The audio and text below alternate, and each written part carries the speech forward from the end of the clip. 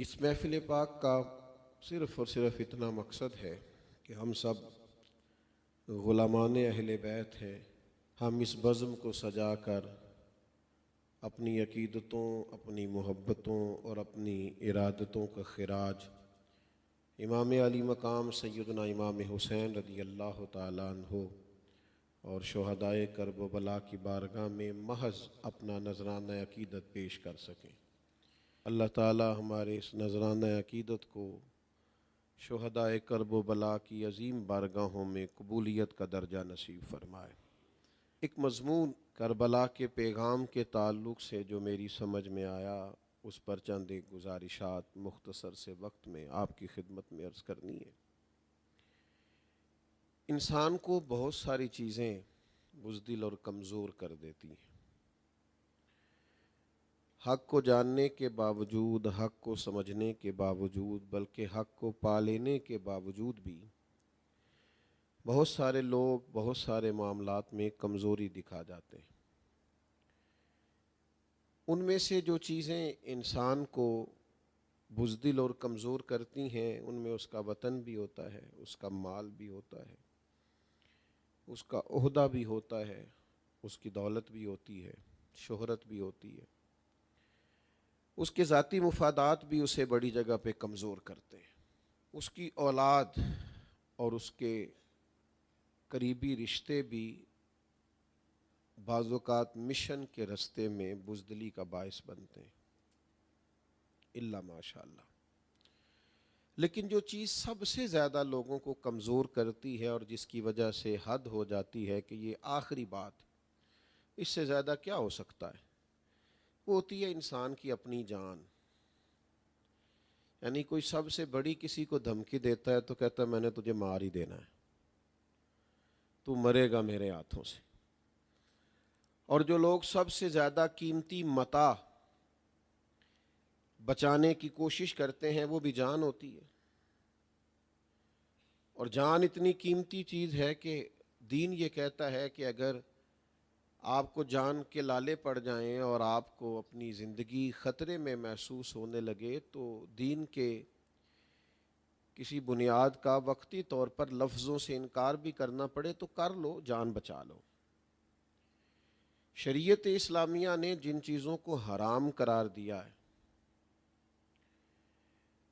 اگر تمہاری جان پہ بن آئی ہے اور تمہارے پاس اب جان بچانے کا صرف ایک ہی طریقہ ہے کہ تم وہ چیز استعمال کرو جو بظاہر جائز نہیں ہے، حلال نہیں ہے، تو شریعت کہتی ہے چلو اتنی کھا لو جس سے جان بچ سکتی ہے، چونکہ جان بڑی قیمتی چیز ہے۔ جان کو شریعت نے بڑا درجہ دیا، لیکن یہ کہ اگر یہ جان حق کے رستے میں رکاوٹ بننے لگے اور انسان اپنی جان کی فکر اس حد تک کرنے لگے کہ حق کے رستے میں آنے لگے، تو پھر اس کا مطلب یہ ہے کہ اس کی ذات کا بت اس قدر زیادہ اس کے سامنے آ گیا ہے کہ اب یہ احقاق حق سے بھی اس کو مانع ہونے لگا ہے۔ تو پھر حکم شریعت یہ ہے کہ تمہیں نہ اپنی جان سے بڑھ کر اللہ اور اس کے رسول سے پیار کرنا۔ ایک مثال ہے ہمارے سامنے کتب احادیث میں، سیدنا فاروق اعظم رضی اللہ تعالیٰ عنہ کھرے سچے نکھرے اور پاکیزہ باطن رکھنے والے لوگ تھے۔ انہوں نے آ کے عرض کی، یا رسول اللہ صلی اللہ علیہ وسلم، میں نے گھر بیٹھ کے تجزیہ کیا ہے اور میں نے غور و غوض کیا ہے، مجھے آپ ہر چیز سے زیادہ پیارے ہیں، لیکن مجھے محسوس ہوتا ہے مجھے اپنی جان آپ سے بھی زیادہ پیاری۔ تو اللہ کے حبیب علیہ السلام نے ذرا بھی توقف نہیں کیا، فوراً فرمایا عمر ابھی ایمان مکمل نہیں ہوا۔ جان بڑی قیمتی چیز ہے پر یہ ایمان کے رستے میں نہیں آنی چاہیے۔ اس کے لیے شریعت نے بڑی گنجائشیں، بڑی اجازتیں دی ہیں، پر یہ نہیں ہو سکتا کہ جان مدینے والے محبوب سے زیادہ پیاری ہو جائے۔ یہ جب جان کی باری آئے اور ایمان کی باری آئے تو پھر جان جاتی ہے تو اعظم بلا سے اپنی وہ ہستی ہی کیوں نہ ہو، جو چیز اس کی راہ میں حائل ہو پھونک دو، جلا ڈالو، بھلے اپنی جان ہو۔ تو میرے عزیز، لیکن اگر خدا نخواستہ اس کے برعکس انسان ہو جائے، اسے جان زیادہ پیاری ہو جائے، تو پھر یاد رکھیے گا کہ لوگ موت سے خوف کھانے لگتے ہیں، موت سے ڈرنے لگتے ہیں۔ ہم نے بہت سارے لوگ زندگی میں دیکھے ہیں جو خائف ہیں، مر جانے سے ڈرتے ہیں۔ حالانکہ اگر کبوتر آنکھیں بند بھی کر لے تو بلی جاتی تو نہیں، تو لے جاتی ہے۔ تو آپ جتنا مرضی بھی خوف کھائیں گے، موت ٹلے گی، وہ تو آئے گی۔ بہت سارے لوگ ڈرتے ہیں، چلے مانیے گا نہ، ماننا چاہیے بھی نہیں، مانتے بھی نہیں لوگ، لیکن بڑے سارے لوگ موت سے، یعنی بس ڈاکٹر نے کہہ دیا کہ لگتا ہے کوئی مسئلہ ہے، ابھی رپورٹ نہیں آئی، تو 3 راتیں پہلے ہی نیند نہیں آئی، تو یہ موت کا خوف ہے۔ یعنی ذرا کیپٹن نے کہا تھا، صرف ہلکا سا کہا تھا کہ ذرا سیٹ بیلٹ باندھ لیں جہاز میں، موسم ذرا خراب ہے، تو بہت سارے لوگ کھانا کھانا ہی چھوڑ دیتے ہیں جب تک موسم ٹھیک نہیں ہوتا۔ اور ڈھیر سارے لوگ ہیں جن کو ڈر آتا ہے، یعنی گاڑی کی بریک لگتی ہے ابھی اور خطرناک لگتی ہے، تو بہرحال 5-7 منٹ اعصاب کو برابر ہونے میں لگ جاتے ہیں، تو خوف آتا ہے۔ کیوں آتا ہے موت کا خوف؟ پتہ ہے آپ کو؟ جب دنیا سے پیار ہو جائے، جب زندگی آرام دہ ہو جائے، جب بہت سارا مال تجوریوں میں انسان جمع کر لے، جب اس کو محسوس ہو کہ وہ جو میرا بیڈ روم ہے اس کے اندر میں نے اتنی آسانیاں جمع کر لی کہ وہاں وہ مجھے کوئی تنگ نہیں کرے گا، اور میرا فریزر انواع و اقسام کی غذاؤں سے بھرا ہوا ہے، اور میرے ایک ٹیلی فون کال پہ ہر چیز میرے دروازے پہ آ جاتی ہے۔ جب پورے طور پر بندہ دنیا کٹھی کر لے، پھر بزدل ہو جاتا ہے، ڈرنے لگتا ہے، خوف آتا ہے، مرنے کو جی نہیں چاہتا، دل دنیا سے لگ گیا۔ دعوے بھی لوگ کریں گے، بہت سارے لوگ آپ کو ملیں گے جو کہیں گے کہ اللہ کا فضل ہے، انشاءاللہ نسبت بڑا کام آئے گی قیامت میں۔ بہت سارے لوگ ہم نے بھی زندگی میں دیکھے ہیں جنہوں نے جنت کی بکنگ بھی کرا رکھی ہے، اللہ ماشاءاللہ، کیونکہ 2-4 نعت خواں ان کے بھی واقف ہیں، 5-7 محفلیں وہ بھی کراتے ہیں، تو بکنگ تو ہے ان کے لیے بھی۔ وہ تو کہتے ہیں کہ مولوی تو پتہ نہیں کیوں اتنی مشکل پیدا کرتے ہیں جنت میں جانے کے لیے، حالانکہ ہمیں کل نعت خواں بتا کے گیا ہے کہ تیری نسبت ٹھیک ہے، تو ڈائریکٹ جائے گا، اور پکی خبر دے کے گیا ہے۔ آپ نے بکنگ کرا رکھی ہے، معاذ اللہ، اللہ ماشاءاللہ، تو پھر موت سے کیوں ڈرتے ہیں؟ جب آپ کا خیال ہے کہ جنت آپ کی ہے، تو پھر دنیا کی جو فانی قسم کی نعمتیں ہیں اس میں کیوں الجھے ہوئے ہیں؟ پھر اس جنت کی طرف لپکیں۔ جب آپ کا خیال ہے کہ آپ کی نسبت بڑی تگڑی ہے، مضبوط ہے، اور آپ کے علاوہ کوئی جائے گا ہی نہیں، تو پھر تو آپ کو فٹافٹ جنت کی طرف رخ کرنا چاہیے۔ میدان کربلا کا جو سب سے بڑا پیغام ہے وہ یہ ہے کہ حق کے رستے میں جان کی پرواہ نہیں کرنی، اولاد کی پرواہ، سٹیٹس کی پرواہ، دولت کی پرواہ۔ حق کا رستہ ہے، جو جاتا ہے جائے، اس لیے کہ انہیں پتا تھا ہم نرے جنتی نہیں، ہم تو جنتیوں کے سردار ہیں، تو اگلا گھر ہمارے لیے تیار ہے، اس لیے فٹافٹ موت کو گلے لگایا، فٹافٹ شہادت کو قبول کیا۔ لیکن جو لوگ دعوے کرتے پھرتے ہیں، میں نے قرآن مجید کی جو آیہ مبارکہ تلاوت کی ہے نا، یہ سورہ بقرہ کی آیت نمبر 94، یہودی کہا کرتے تھے، یہ بھی سورہ بقرہ میں موجود ہے، وہ کہا کرتے تھے جنت میں محض ہم جائیں گے، کوئی اور نہیں جائے گا۔ دعویٰ کرنے میں کون سا کو ٹائم لگتا ہے؟ جنت میں صرف ہم جائیں گے، ہم اللہ تعالیٰ کے پیارے ہیں، لاڈلے۔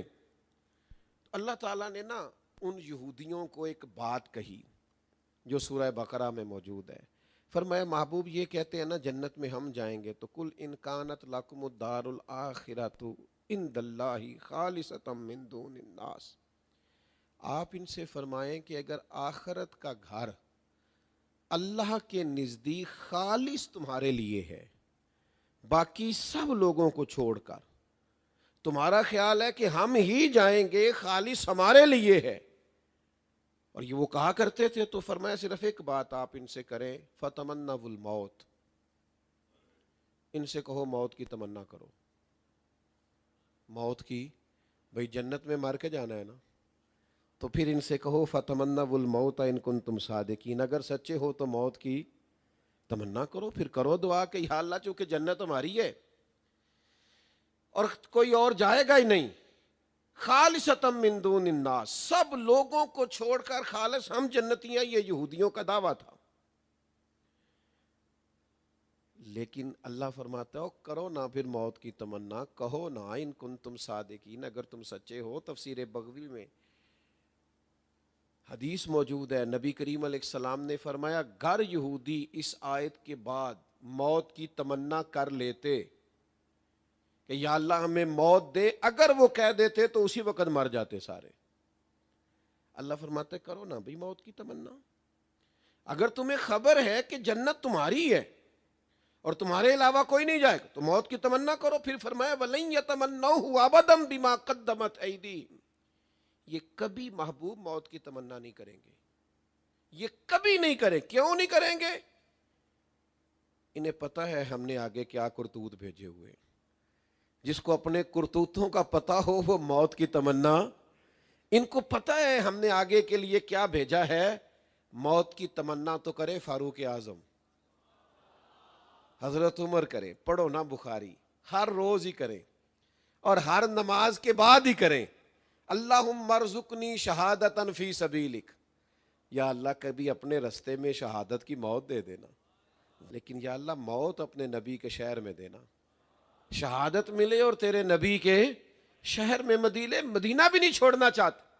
شہادت کی دعا کریں یہ لوگ، شہادت کی، کون؟ جن کو پتا ہے کہ ہمیں ہمارے نبی پاک نے بتایا ہے کہ تم نے نیکی کیسے کرنی ہے، گناہ سے کیسے بچنا ہے، یہ موت کی تمنا کرتے تھے، یہ دعا کرتے تھے، پر کس موت کی؟ شہادت کی موت کی۔ ویسے موت کی تمنا کرنا منع ہے، بخاری شریف میں موجود ہے، حضور علیہ السلام نے فرمایا دنیاوی مشکلات سے گھبرا کر موت کی تمنا نہ کرو۔ ساڑھے کچھ بندے روز ہی کہنے اللہ کرے میں مر جاؤں، وہ گھر میں ہلکی سی لڑائی ہوئی نہیں اور اپنے آپ کو بد دعائیں دی نہیں، بہت بڑا جرم ہے، کبیرہ گناہ ہے۔ دنیاوی مشکلات سے گھبرا کر موت کی تمنا کرنا منع ہے۔ حضور نے فرمایا اگر زیادہ ہی کہنا ہو تو اتنا کہہ لو کہ یا اللہ جب تک میرا زندہ رہنا میرے حق میں بہتر ہے، مجھے زندہ رکھ، اور جب میرا دنیا سے جانا بہتر ہے تو پھر مجھے ایمان کی موت عطا فرما۔ لیکن یہ دنیاوی مشکلات سے گھبرا کر موت کی تمنا کرنا منع۔ صحابہ شہادت کی آرزو کرتے اور طلب کرتے، یہ بدر سے لے کر کربلا تک یہ سارا نصاب شہادت ہے، یہ سارا عنوان شہادت ہے، یہ ساری زندگی دعائے شہادت، یہ صبح اور شامیں صرف منزل شہادت کی طرف بڑھنے کے لیے۔ ان لوگوں کو پتا تھا اصل گھر تو ہمارا آخرت ہے، تو شہادت ملے گی تو آخرت میں جا کے وہ بڑا گھر پائیں گے۔ یاد رکھنا یہ جو چاروں جانب موت کا خوف ہمیں ستاتا ہے، اسی بنیاد پر تو باطل ہمیں ڈراتا ہے۔ یہ جو بار بار ہم خوف کھاتے ہیں، ڈر جاتے ہیں، سہم جاتے ہیں، اور بہت سارے لوگوں کے ہاتھ پیر پھولنے لگتے ہیں موت کے نام سے، تو میرے بھائی یاد رکھنا یہ جو لوگ میدانوں میں نکل آتے تھے نا، انہیں تو مستی چڑھی ہوئی ہوتی تھی شہادت کی۔ ایک خط ہے، امام طبرانی نے ایک خط نقل کیا ہے، حضرت خالد بن ولید رضی اللہ تعالیٰ عنہ نے جب ایرانیوں کے خلاف جہاد کا اعلان کیا نا، اس وقت جب ایران کو فتح کیا تھا اور اسلام ایران میں پہنچا تھا، تو جناب خالد بن ولید رضی اللہ تعالیٰ عنہ نے نا ایک خط لکھا تھا اہل ایران کو۔ وہ خط بڑا انوکھا ہے، بڑا حسین ہے، بڑا خوبصورت ہے۔ اجمی لوگ، ایرانی لوگ، بلکہ اسلام سے پہلے تو سارے لوگ ہی شراب پیتے تھے، تو کچھ دیر کے لیے شراب کی مستی چڑھتی تھی، نشہ چڑھتا تھا۔ تو حضرت خالد بن ولید رضی اللہ تعالیٰ عنہ ایرانیوں کو مخاطب کر کے کہنے لگے یہ ہمیں اتنی مستی ہے، اتنا نشہ ہے شہادت کا کہ جتنا نشہ تمہیں شراب کا نہیں ہوتا، ہمیں اس سے بڑھ کر بھی شہادت کا نشہ ہے۔ یہ حضرت خالد بن ولید رضی اللہ تعالیٰ عنہ نے، یہ امام طبرانی اس روایت کو لائے۔ اگر آپ کبھی اس نقطے کو سمجھ جائیں اور جناب خالد بن ولید رضی اللہ تعالیٰ عنہ کی اس بات کو آپ سمجھ جائیں، یعنی کچھ نشے ہوتے ہیں وقتی طور پہ چڑھتے ہیں اتر جاتے ہیں، کہا تمہیں شراب کا نشہ ہے لیکن وہ تھوڑی دیر کے لیے مستی تمہیں چڑھتی ہے پھر اتر جاتی ہے، ہمیں شہادت کا نشہ چڑھا ہوا ہے، اور جن کو شہادت کا نشہ ٹر جائے نا وہ پھر اسی طرح کرتے ہیں کہ جب وہ کسی میدان میں جاتے ہیں تو کشتیاں جلا کے جاتے ہیں. وہ جب ارادے کرتے ہیں تو پھر رزلٹ کیا نکلے گا اس کی پرواہ نہیں کرتے. نتائج سے بے خوف ہو کر میدانوں میں اترتے. تو تر شروع ہو کے گالی ہزار دے, یہ وہ نشہ ہی نہیں جسے کوئی ترشی اتار دے. یہ ایسا نشہ چڑھ گیا ہے کہ آپ جتنی مرضی ترش چیز لے کے آئیں یہ اترے گا. اور یہ بڑا ذوق والا نشہ ہوتا تھا کہ لوگ دعائیں مانگتے, اپنے اندر تڑپ پیدا کرتے تھے, شوق پیدا ہوتا تھا. اور اتنا شوق پیدا, یہ نشہ کتنی دیر تک چڑھتا ہے اور کہاں تک جاتا ہے, یہ بھی ذرا ترمذی کی حدیث سماعت فرمائیے. نبی کریم صلی اللہ تعالی علیہ وآلہ وسلم نے حضرت جابر ابن عبداللہ کو بلایا جب ان کے والد حضرت عبداللہ ابن عمر شہید ہو گئے نا احد میں. تو حضرت جابر ابن عبداللہ سے سرکار دو عالم صلی اللہ علیہ وسلم کلام کرنے لگے تو حضرت جابر ابن عبداللہ تھوڑے غمزدہ ہو گئے. عرض کی حضور والد شہید ہو گئے ہیں, بہنوں کا بوجھ ہے, قرض چڑھے ہوئے.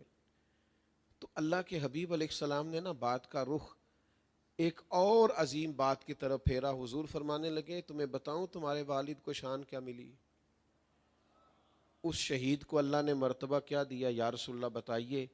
تو اللہ کے حبیب فرمانے لگے جو بھی شہید ہوا ہے رب نے اس پر پردے ڈال کے کلام کیا ہے. جب تیرے والد شہید ہوئے ہیں تو اللہ نے بے پردہ کلام فرمایا ہے. تو حضرت جابر ابن عبداللہ بڑے سیانے تھے. یہ صحابہ جو تھے یہ حضور کے مزاج کو جانتے تھے. جب یہ کہا نا کہ بغیر پردوں کے کلام کیا تو فوراً ان کی طبیعت میں اور طلب پیدا ہوئی, آنکھیں اور کھل گئیں, ذوق اور بیدار ہو گیا. یعنی اب وہ پوچھ رہے تھے حضور اگر آپ کو یہ پتہ ہے نا کلام کیا ہے تو پھر یہ بھی پتہ ہے کیا کلام کیا ہے. پھر وہ دو چار باتیں بھی اگر ہو جائیں نا تو کمال ہو جائے. تو حضور فرمانے لگے جابر جب تمہارے والد رب کے حضور پیش ہوئے تو اللہ کریم نے بے پردہ کلام فرمایا اور فرمایا عبداللہ مانگیے کچھ. اللہ کرے آپ کو سمجھ آئے. یعنی خدا خود میر مجلس بود, اللہ نے فرمایا مانگیے کچھ, مالک کریم نے. تو یہ شہادت کا نشہ اتنا تگڑا ہوتا ہے کہ حضرت عبداللہ ابن عمر عرض کرنے لگے, حضور فرماتے ہیں وہ رب کی بارگاہ میں عرض کرنے لگے مالک عرض یہ ہے کہ اگر ایک دفعہ پھر دنیا میں بھیجے نا اور پھر تیرے نبی کی قیادت میں جہاد ہونا, میرا ذرا دوبارہ شہید ہونے کو دل کرتا ہے. یعنی یہ وہ نشہ ہے, وہ کوئی اور ہیں جو پانی ملا کے پیتے ہیں. یہاں تو قلم لگی ہم بوتل ہلا کے پیتے ہیں. کہا وہ یہ تو معاملہ ہی کوئی تھوڑا انوکھا ہے, یہ اتنا نرالا نشہ ہے. لوگ کہتے ہیں جناب علی اکبر بھی چلے گئے تھے کربلا میں, جناب قاسم بن حسن 17-18 سال کی عمر میں چلے گئے تھے. میں نے کہا تم نے وہ ذائقہ چکھا ہی نہیں نا شہادت والا, تم نے وہ چکھا نہیں, تمہیں کیا پتا ہو. لوگ کہتے ہیں اتنے جنازے اٹھا کے بھی امام حسین دلیر تھے. میں نے کہا تمہیں اس ذائقے کا پتا نہیں, اے پوچھونا نو جنہ پیتی یا پھر ہونا تے کی بیتی یا جناد وچکارے توڑ دیتی جئی نیتی جئی نہ نیتی یا. یہ تو اس سے پوچھ جو اس کا آشنا ہے, جسے پتا ہے کہ یہ اصل کیف ہوتا کیا ہے شہادت والا, یہ درد کیا ہے, یہ ذوق کیا ہے. تم اس رستے کے مسافری نہیں ہو, دور کھڑے ہو کے سوال پہ سوال کیے جا رہے ہو کہ انسان کے اعصاب کیسے برداشت کرتے, تمہیں پتہ نہیں. یہ ایک باقاعدہ لطف ہے, یہ ایک باقاعدہ سرور ہے, یہ شہادت ایک لذت ہے, یہ ایک کیف ہے. کبھی آپ نے دیکھا گھروں میں قرآن اندازی ہوتی ہو باپ بیٹے کی, اکثر نہیں ہوتی. کس بات پہ ہونی ہے؟ اور اگر کسی گھر میں باپ اور بیٹا قرآن ڈالیں اور ڈالیں اس بات پہ کہ پہلے میں نے شہید ہونا ہے, کوئی کیف تو ہے نا, پیچھے کوئی داستان ہے اس کے, کوئی لذت تو ہے نا میرے بھائی. یہ ایسے ہی تلواریں چمک گئیں, یہ ایسے ہی لوگ دعائیں مانگتے رہے صبح شام, کچھ اس کے پیچھے ایسا کیف تھا. حضرت سعد رضی اللہ تعالیٰ عنہ بیٹے ہیں جناب خزامہ والد ہیں. بدر والے دن باپ کہتا میں نے جانا ہے, بیٹا کہتا میں نے جانا ہے. کہاں؟ نران کا کان سیر کرنے کے لیے. یہ جو آپ نے رکھے ہوئے نا ششمائی چکر جس میں لڑائیاں ہوتی ہیں گھروں میں نے ادھر جانا ہے، میں نے ادھر جانا ہے، یہ تربیت تھی میرے نبی پاک کی، یہ ذوق تھا رسول کریم کا دیا ہوا۔ باپ کہتا میں نے جانا ہے، بیٹا کہتا میں نے جانا ہے، ادھر آؤ میدان کربلا میں۔ تپتا ہوا بخار امام زین العابدین کو، بظاہر کھڑے ہوں تو ٹانگیں کپ کپائیں، لیکن اپنے والد امام علی مقام کا بازو تھام کے کہنے لگے ابا جی ابھی تو میری باری ہے جانے کی۔ آپ بات کو سمجھیں، بظاہر نکاحت ہے لیکن اندر جو لذت آشنائی ہے، اقبال کہتے ہیں دو عالم سے کرتی ہے بیگانہ دل کو، عجب چیز ہے لذت آشنائی۔ یہ کوئی عجیب قسم کی لذت ہے، عجیب کہ بندہ طلب کرتا ہے باقاعدہ کہ مجھے شہادت نصیب ہو جائے۔ حضرت سعد اپنے والد سے کہنے لگے ابا جی میں آپ کے حکم کا پابند ہوں، پر اگر شہادت کا مسئلہ نہ ہوتا، جنت کا مسئلہ نہ ہوتا تو میں نافرمانی نہ کرتا، میں نے کو نہیں آپ کو جانے دینا، باری میری ہے۔ تو پھر رزلٹ آخر میں فیصلہ یہ ہوا کہ چلو قرآن اندازی نہ کر لیں، تو قرآن اندازی کی گئی، قرآن پتر کے نام نکل آیا بیٹے کے۔ لیکن مزے کی بات یہ کہ ایک جنگ میں بیٹے گئے، اگلی میں والد چلے گئے۔ پچھلی لڑائی میں، جنگ میں، جہاد میں صاحبزادے شہید ہوئے تھے تو اس سے اگلی میں والد شہید ہوئے۔ میں کیسے آپ کو عرض کروں کہ ہم نے ڈرایا ہے اپنے بچوں کو موت سے، ہم نے ان کو وہ زندگی دی ہے جس میں یہ سہم گئے ہیں، ہم نے آنے والی نسل کو صرف جینے کی لذت سے آگاہ کیا ہے، حالانکہ مر جانے کی بھی لذت ہے، حالانکہ موت بھی مومن کے لیے تحفہ ہے، حالانکہ اگر وصال کا شوق ہو تو موت ایک پل ہے، اس کے پار جائیں تو یار سے ملاقات ہوتی ہے۔ ہم نے اپنے بچوں کو کمزور کر دیا، مجھ سے ناراض نہ ہونا، وہ ماں کیا انقلاب اپنے بچے کے دل میں بھر رہی ہے جو اسے کہتی ہے بیٹا سو جا بلی آ گئی ہے۔ جس بچے کو آپ نے بچپن سے بلی سے ڈرایا ہے اور کاکروچ سے ڈرایا ہے، وہ کل کو شیر بنے گا، میدان میں نکلے گا۔ سناؤ اپنے بچوں کو قصے خیبر و خندق کے، کرو تو صحیح ارادہ، سناؤ اپنے بچوں کو قصے خیبر و خندق کے، کہانی سن کے حیدر کی دلوں سے ڈر نکلتے ہیں۔ ہم اپنی بھی تو داستانیں سناتے ہیں نا، تو مشورہ دیا شاعر نے، وہ کہتا ہے سناؤ اپنے بچوں کو قصے خیبر و خندق کے، اس لیے کہ کہانی سن کے حیدر کی دلوں سے ڈر نکلتے ہیں۔ ان کو طاقتور اعصاب دو، مضبوط اعصاب دو، تگڑی بات دو، اور یہ ایک لذت ہے، یہ ایک کیف ہے۔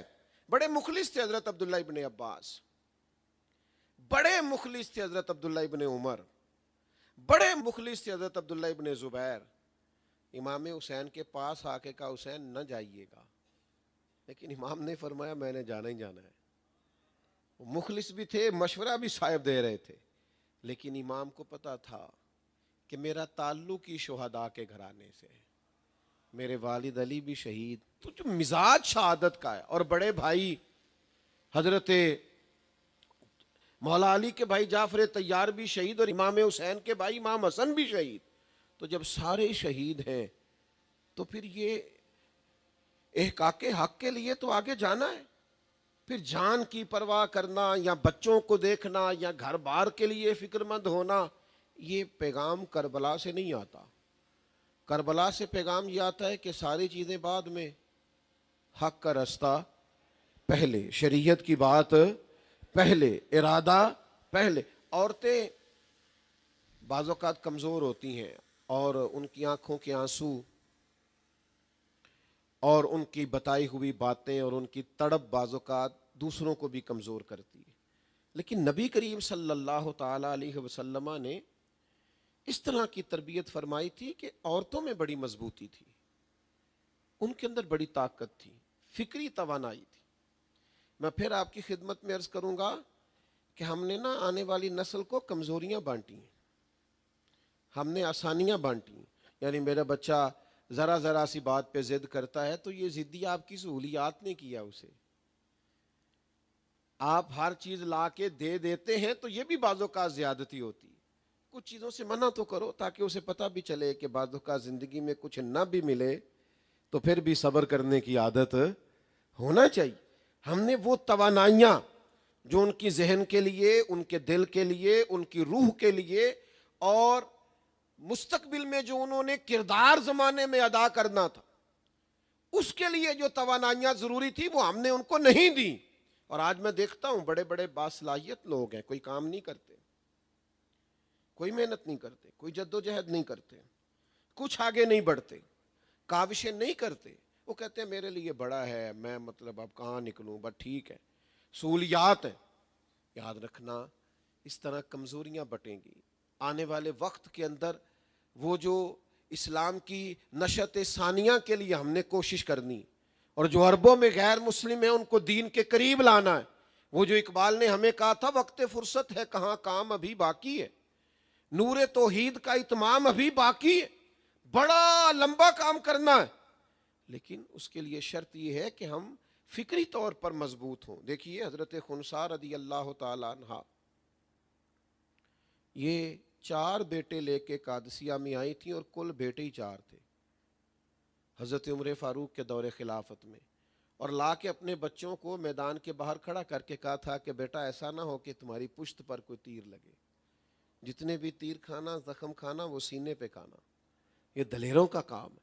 حضرت مولا علی شیر خدا رضی اللہ تعالیٰ عنہ جنگی لباس پہنا کرتے تھے تو پشت پر آپ جنگی لباس نہیں پہنتے تھے. تو لوگوں نے کہا حضور سارا زمانہ پہنتا، آپ کیوں نہیں پہنتے؟ فرمانے لگے پشت ہم نے دکھانی نہیں کسی کو، ہم نے تو سینے پہ وار کھانا ہے، تو اس لیے پیچھے. اور حضرت علی کا ایک بڑا معروف فقرہ ہے، اسے یاد کیجئے گا. حضرت مولا علی شیر خدا رضی اللہ تعالیٰ عنہ فرمایا کرتے تھے علی پرواہ کوئی نہیں کرتا، علی موت پہ جا گرے یا موت علی پہ آ گرے، تیار بیٹھے ہر وقت. ہم موت پہ جا گرے یا موت ہم پہ آ گرے، کوئی فکر نہیں، کوئی کسی قسم کی پریشانی نہیں. تو 4 بیٹے لے کے صحابیاں آئیں، چاروں کو کھڑا کر کے کہا پشت پہ تیر نہ کھانا، ڈٹ کے رہنا. اور پھر اللہ کے حضور دعا کرنے لگی یا اللہ میرے بچوں کو حوصلہ دینا. 4 بچے شہید ہو گئے. اللہ کرے آپ کو سمجھ آئے. یہاں لوگ کہتے ہیں فلاں گھر سے 2 جنازے اٹھے تو کوہرام مچ گیا، خوف و اعراض پھیل گیا، فلاں نفسیاتی ہو گیا. جنازے اٹھے، 4 بچے شہید ہو گئے. لیکن ماں کیا دعا کرتی ہے؟ کہتی مالک میری قربانی بھی قبول فرما، اور جہاں تو میرے شہیدوں کو جگہ عطا کرے نا، ان کے قریب ان کی ماں کو بھی جگہ عطا کرنا. امام علی مقام رضی اللہ تعالیٰ عنہ کے ساتھ جو خواتین گئی ہیں نا میدان میں، ہمارے ہاں تو ایک رواج بن گیا نا، کچھ لوگوں کا مزاج ہے کہ وہ مصائب سنا کے، چونکہ وہ مصائب بھی سنائیں گے تو کام بنے گا. میں نے بہت پہلے کہا تھا، پھر کہتا ہوں، ہم ہائے حسین والے نہیں ہیں، ہم تو واہ حسین والے ہیں. جو جواں بیٹے کی میت پہ نہ رویا وہ حسین، جس نے سب کچھ کھو کے پھر بھی کچھ نہ کھویا وہ حسین. حضرت امام علی مقام رضی اللہ تعالیٰ عنہ کے ساتھ جو خواتین تھیں، ان کی دلیری جناب شہر بانوں کی، حضرت زینب کی، سیدہ سکینہ کی، آپ کبھی پڑھیں تاریخ، ان کی جرت، ان کا معیار. اس لیے کہ انہوں نے تو شہادت کا نصاب روز کی بنیادوں پہ پڑھا تھا.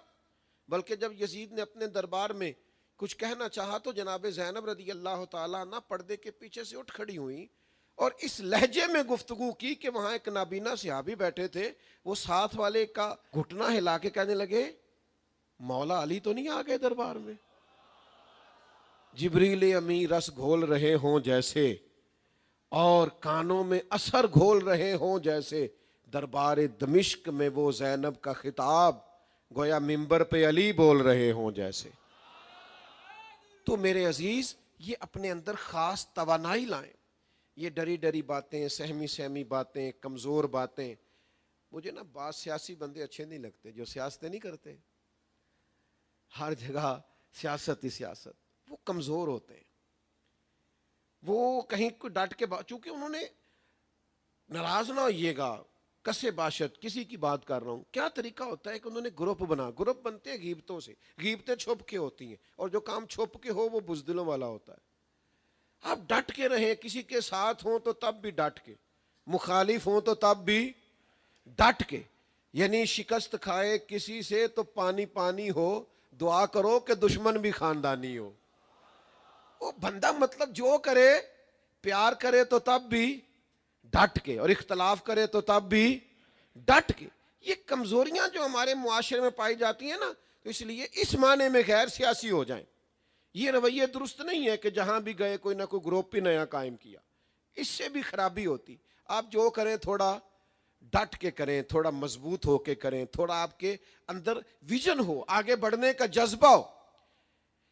امام علی مقام رضی اللہ تعالیٰ عنہ کی شہادت کے بعد حضرت عبداللہ ابن زبیر رضی اللہ تعالیٰ عنہ یزیدی فوج کے خلاف اٹھ کھڑے ہوئے تھے۔ آپ کی والدہ حضرت صدیق اکبر رضی اللہ تعالیٰ عنہ کی بیٹی حضرت اسماء بنت ابی بکر، جو غار ثور میں حضور کو کھانا پہنچایا کرتی، وہ نابینا ہو گئی تھی، عمر بھی بہت زیادہ تھی، 100 سال کے قریب عمر تھی۔ تو جب یزیدی لشکر حملہ آور ہوا تو حضرت عبداللہ ابن زبیر کے کچھ ساتھی شہید ہو گئے، کچھ آپ کو چھوڑ کے چلے گئے۔ تو آپ اپنی والدہ کی خدمت میں حاضر ہوئے، جا کر کے عرض کیا کہ اماں جی، کچھ میرے دوست چھوڑ گئے ہیں اور کچھ جو ہیں وہ شہید کر دیے گئے ہیں، تو میرے لیے کیا حکم ہے؟ تو والدہ نے ایک ہی جملہ کہا۔ میں نے کہا خواتین کے بارے میں لوگوں کا خیال ہوتا ہے یہ کمزور کر دیں، ان کے آنسو کمزور کر دیتے ہیں، پاؤں کی زنجیر بن جاتے ہیں۔ حضرت عبداللہ ابن زبیر کی والدہ جناب اسماء کہنے لگی، پتر تو مجھے یہ بتا کہ تو حق پہ ہے کہ نہیں؟ نے کہا اماں جی ہوں تو میں حق پہ۔ تو فرمایا بیٹا پھر پیچھے قدم نہیں ہٹانا، پھر آگے بڑھ۔ تو کہا اماں میری شہادت ہو جائے گی تو برداشت کر لے گی؟ کہا بیٹا شہادتیں یہ تو ورثہ ہے امت مسلمہ کا، آپ میدان میں نکلیں۔ تو کہا اماں یہ جو یزیدی مزاج لوگ ہیں نا، یہ نیرا شہید نہیں کرتے، یہ بڑے بے رحم ہیں، یہ کھال اتار دیتے ہیں، آنکھیں نکال دیتے ہیں، ناک کان کاٹ دیتے ہیں، بڑے صفاق قسم کے بے رحم دشمن ہیں۔ تو والدہ کیا کہتی ہیں؟ کہتی پتر بکرے کو صرف ذبح ہوتے وقت تکلیف ہوتی ہے، کھال اترتے وقت تکلیف نہیں ہوتی۔ یہ شہادت کی تکلیف ذرا سی ایک دفعہ ہوتی، بار بار نہیں ہوتی۔ تو حضرت عبداللہ ابن زبیر پھر نکلے میدان میں، شہید کیے گئے۔ ان کی مقدس لاش مبارک کو مکہ مکرمہ کے چوک میں لٹکا دیا۔ حجاج بن یوسف نے بلایا، جناب اسماء گئیں، کہنے لگا رستے میں ایک شخص نے کہا کہ وہ آپ کے بیٹے تو لٹکے ہوئے، کہنے لگے شروع سے اسے گھوڑ سواری کا بڑا شوق ہے، زمین پہ پیر کم ہی رکھتا ہے، اس کی عادت ہے ذرا گھوڑوں پہ سوار رہنا۔ تو جب گئے حجاج کے پاس تو حجاج کہنے لگا تمہیں پتہ ہے میں نے آپ کے بیٹے کو شہید کر دیا؟ تو جناب اسماء کہنے لگی اس کا مطلب ہے کہ پھر اللہ نے اسے ابدی زندگی عطا کر دی۔ شہید کو تو مردہ بھی نہیں نہ کہہ سکتے، ابدی زندگی عطا ہو گئی۔ تو میرے عزیز یاد رکھنا، موت کے خوف سے باہر آ جاؤ، بلکہ اگر کچھ 4 دن سکون سے جینا چاہتے ہو تو اس کے لیے بھی ضروری ہے کہ موت کے خوف سے نکل آؤ۔ جن کے پیچھے ہر وقت موت کا خوف لگا رہتا ہے وہ تو بیچارے جی بھی نہیں سکتے۔ اگر ڈھب سے جینا ہے تو اس کے لیے بھی دلیر ہونا پڑے گا۔ تو یہ مت سمجھنا کہ جو موت سے ڈرتے ہیں وہ نیرا ماری جاتے ہیں، وہ جی بھی نہیں سکتے۔ ان کے لیے زندگی لمحہ لمحہ آزمائش کی طرح ہوتی ہے۔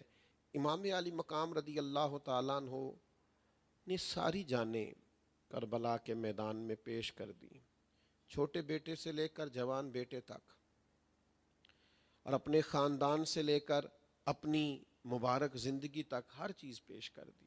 آپ کو پتہ ہے کہ آج دنیا میں نصاب کی طرح پڑھے جاتے ہیں امام حسین، نصاب کی طرح۔ جہاں بھی باطل کے مقابلے میں کھڑے ہونے کی بات آتی ہے تو امام حسین کی زندگی اور کربلا کا واقعہ کام آتا ہے، وہ نصابوں کی طرح پڑھے جاتے ہیں۔